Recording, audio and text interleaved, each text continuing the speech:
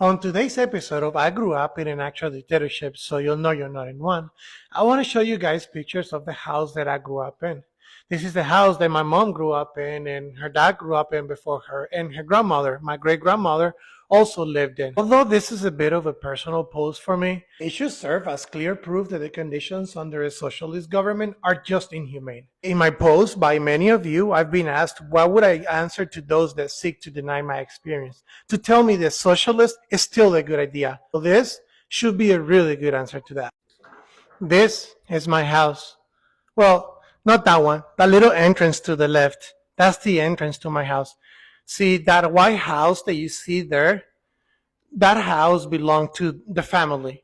Basically, in Cuba, people, when they get married, when your kids get married, they just divide the house and then continue to live in the same house or on the build on the roof, but you never leave your house. Unless you trade your house, there's nowhere really you can go. Also, there's your answer as to why we don't plant.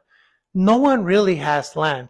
That's how our neighborhood looks. No one really has a piece of land to plant.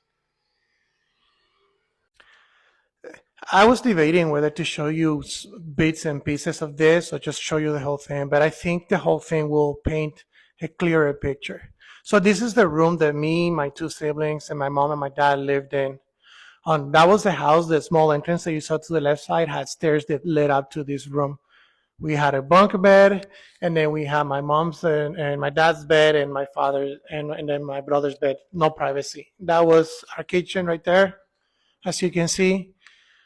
Many mornings, my breakfast was water with sugar in that kitchen. One bun, like one bread with oil and salt. That's what a socialism gave me. This is a space that we had, and you can see the roof was in horrible condition. At any moment, that could collapse, as you can see. It looks the same. It's crazy.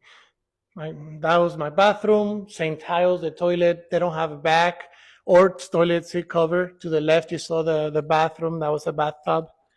Over there, you flush by going to the outside, and you see the water right there. You fill the bucket with water, and that's how you flush your toilet out there. You also warm water out there.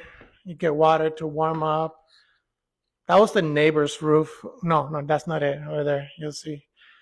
That right there is the neighbor's roof. Look how that roof looks. In addition, someone I personally know just traveled to Cuba and came back 2 days ago and told me that everyone over there is walking hunched over in pain. She explained that there is a disease called the chikungunya and to look it up. At first, the word looks very funny, but if you look it up, it's a disease that afflicts